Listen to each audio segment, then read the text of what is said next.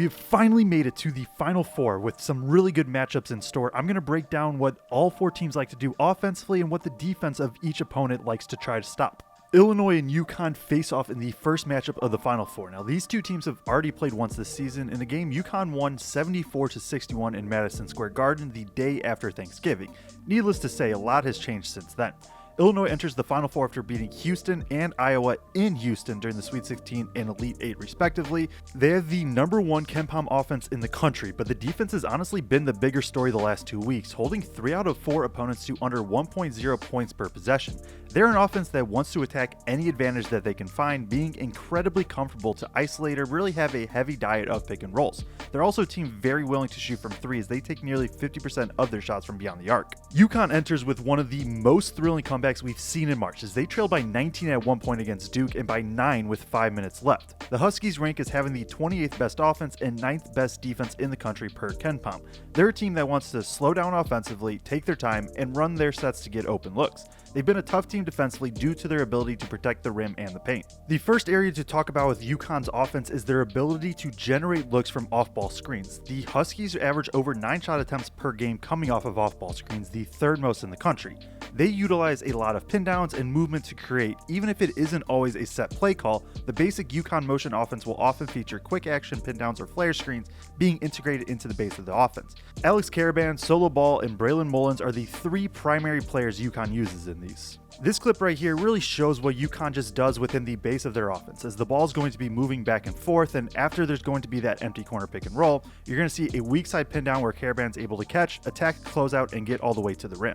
If you are prepared defensively, UConn can simply just get into a quick little pin down like they do here, as the first action really of their offense, Karaban's able to catch, shoot, and knock it down. And in this clip against Illinois this season, UConn starts with a stagger pin down on the weak side. The ball is going to be thrown up top, reverse back to the strong side, and then another pin down set on the weak side where they're able to curl, get 2 feet in the paint, and convert at the rim. We'll talk about it more in a minute, but Illinois at their core defensively want to force a lot of mid-range shots. Against off-ball screening action though, Illinois ranks in the bottom 20% in the country defending it. They can switch guard-to-guard actions, but if a big is involved with setting the screen, they'll play essentially drop coverage to keep the ball in front and force more pull-ups. This clip here will be an example of that as Washington enters the ball into the elbow. There's going to be the weak side pin down, and you're going to see the big stay back, forcing the pull up and nowhere really to drive. In a play like this though, where Wisconsin's going to have Blackwell running through the middle, Illinois basically just has to rely on their guards to be able to navigate screens and try to contest. The next offensive area to talk about for UConn is their use of handoffs and pick and rolls. On the season, UConn doesn't run a ton of pick and rolls relative to the rest of college basketball, but they still run over 16 a game. That number goes up a lot when you add handoffs into the mix. Even within these ball screen actions, UConn still utilizes a lot of off-ball movement to help set them up. UConn utilizes a lot of double high ball screens, also known as 77 action, to help set up the initial pick and roll they run as well. In this play, you're going to see UConn start in 77 action, this double high ball screen, but they actually skip to the second big, which immediately flows back into a handoff. From there, it's just kind of a 2-man game and being able to get 2 feet in the paint. This is going to be a handoff action, but incorporating a lot of the off-ball movement. They're going to see Karaban run off a kind of flare screen, and basically he's going to set up Peja action, which is this back screen, which then ultimately flows into a handoff where he's able to get a wide open 3. And yes, even when UConn runs pick and roll, it often has other movement. Here it starts in 77 flare, which is the double high ball screen flowing into a flare screen. Nothing comes from it, and you're going to see this middle pick and roll with a shallow cut underneath to draw the defense with. UConn's able to get 2 feet in the paint with the floater. As talked about above, Illinois is a team that wants to force a lot of jumpers with their drop coverage against pick and rolls. Now when facing ball screens, Illinois will position their big man well below the screen, and that defender's job is to keep the ball and roller in front of them. One thing they've done a lot more this season though is apply a lot of help in the gaps onto drivers. This helps keep the ball out of the paint, but the trade-off is more threes are being attempted against Illinois this year compared to last. Now in this clip right here, Purdue, they get the ball up top. They're going to eventually set up zoom action for Fletcher Lawyer. And as Lawyer comes off, you're going to see the big Tomislav drop way back and Keem Wagler just show a little bit of stunt help, forcing a pull-up too.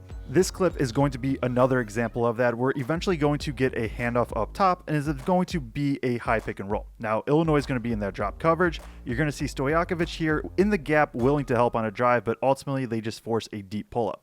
Terrace Reed has been a monster for UConn in the tournament, scoring 31, 10, 20, and 26 points in the 4 tourney games so far, while he grabbed 27 rebounds in just the first game. The third area of offense largely revolves around Reed, and it's UConn's willingness to throw it into the post. As the case with the rest of their offense, a lot of Reed's looks come from first setting some sort of off-ball screen and then sealing from there.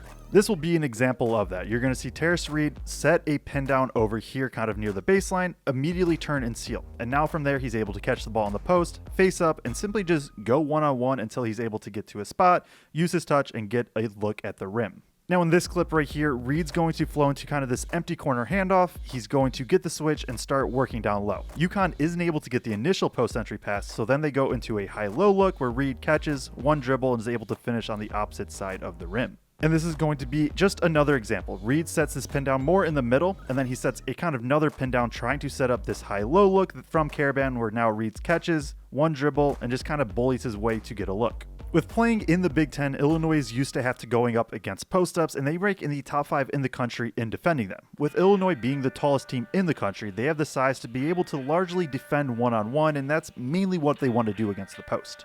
This is going to be an example of staying one-on-one in the post, as you have Zvonimir Ivicic going one-on-one and using his length to be able to force a tougher hook shot from Mast.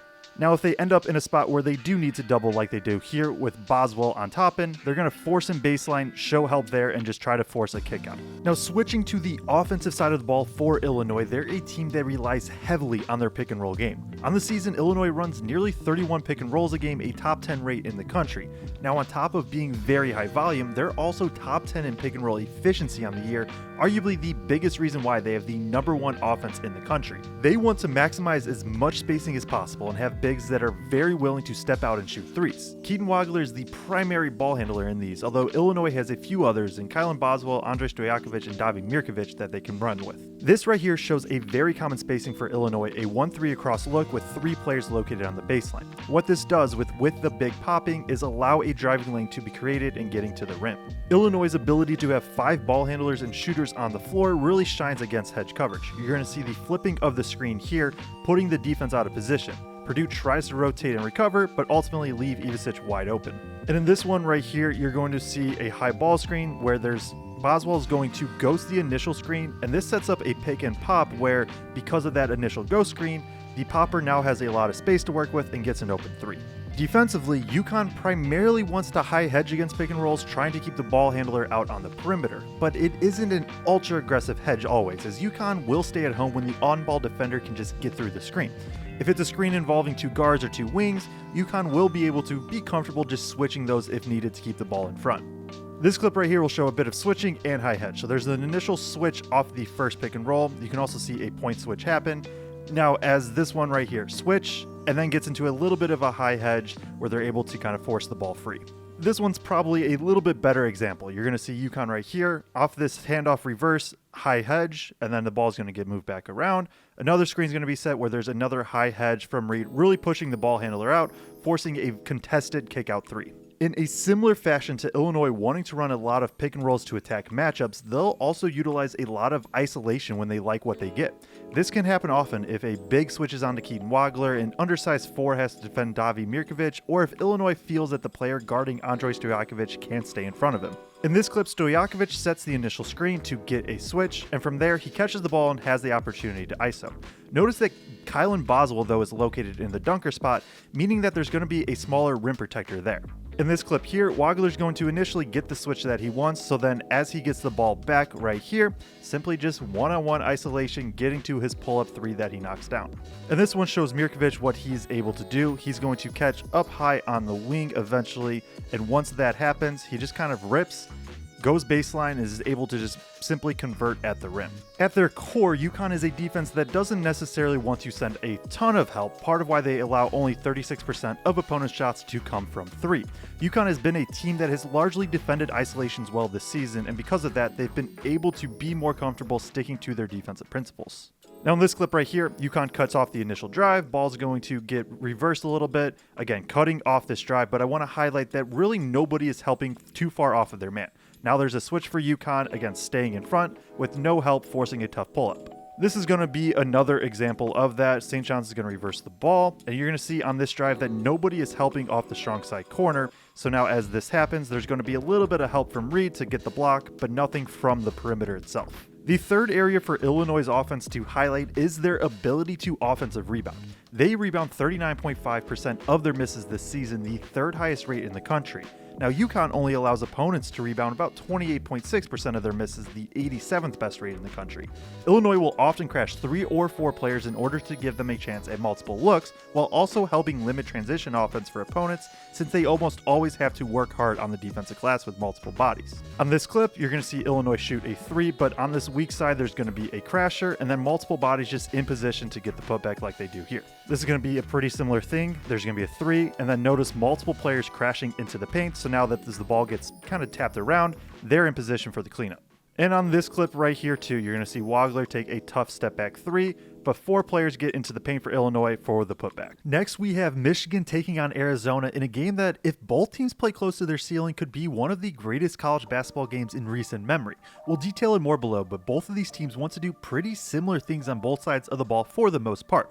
Both of these teams play multiple big lineups that reinforce their ability to dominate the paint on both ends, but only one can end up victorious. Michigan enters the Final Four with 4 consecutive double-digit wins in the tournament, including a 33-point thrashing of Tennessee in the Elite Eight. They currently rank as the #1 team in the country per KenPom with the 5th best offense and #1 defense. They have a ton of size and versatility to allow them to beat you in multiple ways. Arizona enters the Final Four also with 4 consecutive double-digit wins, including wins over Arkansas and Purdue last weekend. The Wildcats are #2 in KenPom with the 4th best offense and 2nd best defense in the country. They want to dominate you in the paint, similar to Michigan, but the difference between the two is that Arizona is simply fine with not taking threes. Through the 4 tourney games, Arizona has only made a total of 23 threes, coming out to about 5.8 per game. We'll start with Michigan's offense at their pick and roll game. Michigan falls roughly around D1 average in terms of pick and roll usage, but they do rank in the top 30 in the country in pick and roll efficiency. Elliot Cadeau is the primary ball handler, and he's someone very capable of helping set up the offense for others. This is how Michigan's able to generate some of their 3-point looks, by getting an initial advantage out of pick and roll and moving the ball until someone is open from 3. With having 3 roll threats in the big room, Michigan also finds their way into the paint a lot out of these pick and roll looks. This clip is going to highlight some of Michigan's just kind of base offense that I would say. They're a team that will move the ball around in the half court, as you're going to see here. Keeping on this initial handoff, there's a back cut, just moving the ball around until they eventually get a high pick and roll, where Cadeau's actually just going to refuse the screen, get downhill, and be able to convert through contact. Now in this clip right here, there's going to be this high pick and roll. The ball's going to get reversed to Mara. Now they're going to float into an empty corner pick and roll, hitting Mara on the short roll. And from there is where you can see the kick out, extra pass, knocking down a 3. Here shows the pace and efficiency Michigan goes with. Empty corner pick and roll. They hit Merez Johnson on the short roll, and within just a couple seconds, the ball's in their net. Defensively, Arizona primarily wants to play a deeper drop coverage against pick and rolls to force a lot of longer 2s. Because of their elite interior defense, teams often don't even want to try and take shots at the rim out of pick and roll. This also allows Arizona to not feel like they need to overhelp on drives, knowing that they're just going to have protectors in the paint and at the rim. Now, if needed, they can mix in some hedging or switching, but their base is to be drop coverage with not an over amount of help. This clip right here is just going to show the drop coverage nature. Now, Arizona State's going to come into a high ball screen. You're going to see a walk-up position well below the screen and then force a pull-up 3. It's a similar story in this clip. You're going to see the ball up at the top of the key. They flow into a handoff right here, and Krivas is just going to be in drop coverage, force a mid-range, not have to show much help. The second area to talk about offensively for Michigan is their ability to throw it in the post. Michigan currently ranks as a top 10 efficient post-up offense this season on good volume. 7'3" Adai Mara is the main target in the post with his footwork, touch, and passing capabilities. Michigan's comfortable getting him the ball and running multiple cutters off of him, whether it be somebody cutting to the opposite block or even cutting from the free throw line. They have the personnel to make multiple bigs work. This is probably the most common spacing that Michigan gets to when they throw the ball into Mara in the post. So there's this high pick and roll. You're going to see Mara kind of roll and basically just seal. And once he gets the ball, they just kind of clear out the side, let him go one-on-one to work, and then here he's able to convert. This one, they're going to use Mara as an initial screener, as you're going to see right here. Get the ball back, screen, and then they get the switch, and that's where he's starting to really seal on the roll. Now from there, they just kind of, again, clear out the side, let him go one-on-one in the post, and get his look. And here we'll show how Michigan is able to utilize Mara in the post as a facilitator. Similar concept to the last one. They set a high ball screen, get the switch, but now you're going to see here, as he's starting to post up, Yaxel's going to dive to the rim and then get an easy 2 from it. Defensively, Arizona is one of the biggest teams in the country, and big man tandem of Krivas and Awaka gives Arizona one of the most physical center duos in college basketball. Now because of this, Arizona's pretty comfortable just staying one-on-one in the post. Teams don't really try to post up Arizona much because of just how strong they are down low, but few players really have had success this season at all being able to gain any ground in the post. This is going to be a prime example of Arizona just staying one-on-one in the post. Eventually, you're going to see the ball swung around into the middle where Arizona basically sends no help, maybe a little stunt, and just live with one-on-one. And then in this clip, it's going to be a lot of the same. So you're going to see an initial high hedge from Arizona, but then you're going to see a handoff, basically trying to get the ball in the post, and once again, just staying one-on-one in the post, maybe a little stunt from the high side, but that's really the extent of the help. The third area for Michigan is their ability to cut off ball, which can tie a lot together. Whether it be transition, pick and rolls, or post-ups, Michigan is a team that incorporates a lot of off-ball movement to help spacing with a double big lineup. Now, as shown before, when Mara catches in the post, there's a decent chance someone is going to be diving to the opposite block. Within their normal motion, there often can be a baseline cutter as a drive takes place or as a pick and roll happens. Of note, Arizona overall is a very good defense at defending cutting action. Watch this weak side corner as this pick and roll happens. Once Cadeau's kind of able to get downhill, you're going to see Burnett take off, cut baseline, and get a lob at the rim. This is another example of Mara being able to pass to a cutter from the post. There's going to be a high pick and roll. You're going to see Mara roll into the paint, eventually get a little bit of a seal and a post touch. Merez immediately cuts, and once the double happens, it's a big-to-big pass for a layup. Now, as we flip to Arizona offensively, they'll also utilize a lot of pick and rolls, more than Michigan. They're still one of the more efficient pick and roll offenses in the country, and it's largely the base of their offense. Now, with having multiple bigs on the floor, Arizona often utilizes a 1-3 across spacing to be able to create driving gaps, which is what all of their offensive action is based on. They'll also use a lot of empty corner pick and rolls to be able to put players in a position where they can still drive and get 2 feet in the paint. This is going to be that 1-3 across spacing that we talked about even earlier in this video. High pick and roll, 3 along the baseline, and you're going to see Bradley snake to get to the pull up in this one. This is another example of the 1-3 across look. High pick and roll, 3 players along the baseline, and here Pete gets the short roll, able to convert at the rim. And now here is going to be that empty corner pick and roll we mentioned, where there's going to be nobody in the strong side corner, which again is just going to kind of open up the short roll and allow a driving gap to happen. Michigan primarily wants to play a deeper drop coverage against pick and rolls to force a lot of longer twos. Sound familiar? Michigan forces the 4th longest twos on average defensively, meaning that they force a lot of mid-range shots while allowing few at the rim. With Mara in the game, Michigan will primarily plant him closer to the paint in drop coverage to not allow many drives. When Merez Johnson's at the 5 though, Michigan can still play drop, or they can switch all 5 ways with the trust that Johnson can be a very good perimeter defender. In this clip, you're going to see Auburn run a 1-3 across pick and roll. Michigan is going to be in drop coverage with Merez, which kind of opens up this pick and pop. But again, Merez, a good perimeter defender, hangs on and is able to force a tough shot at the rim. Here's where Michigan being able to switch everything can cause problems. There's that initial switch up top, and you're going to see even into this kind of handoff right here, Merez switches out onto the perimeter and contests his 3. As was the case with Michigan, Arizona's another team that wants to get the ball into the post a lot. They're in the top 30 in both post-up usage and efficiency this season. Sometimes it's as simple as dumping the ball down low into Krivas, Pete, or Awaka. Other times they'll get their bigs moving a bit on a roll first before allowing them to seal their defender down low. Now with playing 2 bigs, there's also opportunities for high-low looks that involve one of the bigs flashing to the elbow and either driving or hitting the other ceiling big. Here, Krivas is going to swing it to the other side, and there's going to be this empty corner pick and roll happening. Now as this is happening, this is where he can kind of catch on the short roll, turn, and then get into his post-ups one-on-one and convert at the rim. In this clip right here, you're going to see Arizona flow into what is a high pick and roll. Now after this happens, Krivas is going to roll, Awaka kind of flashes to the top of the key, and this is where you can get this high-low look where Krivas is able to convert. And then in this one, Arizona pushes the ball quickly up in transition, going to swing the ball around. You're going to see Pete right here actually seal kind of on this weak side corner, and as this is happening right here, you can get the lob up over the top, and he's able to convert. Defensively, Michigan is primarily a team that looks to stay one-on-one in the post, although they'll mix in some stunting from the perimeter as well. They've been an efficient post defense because of their size and physicality, similar to what Arizona has succeeded on as well. Here's a short clip showing the one-on-one post defense. Ohio State gets it in there. There's no real help. Michigan forces a miss. Even against Nick Martinelli, one of the more efficient post scorers in the country, Michigan still decided to stay one-on-one, and this is after Roddy Gale, more of a wing, gets switched onto him, as you're seeing here, not really showing much help and just living with the result. The last area applies to both Arizona and Michigan. It's their ability to score in auxiliary ways, and here's a few stats to show it. Now, Arizona, they average 14.9 fast break points per game, the 15th most in the country. Michigan averages 12.7 fast break points per game, the 48th most in the country. Michigan averages 14.3 second chance points per game. Arizona averages 13.2, and both of those are top 50 in the country. Arizona, they score 42.4 points in the paint a game, the 4th most in the country. Michigan averages 39.1 paint points per game, the 10th most. Everywhere you look, these two teams largely want to do things in pretty similar fashion, and they're arguably the best teams in the country at what they do, which is why this can be such an incredible matchup.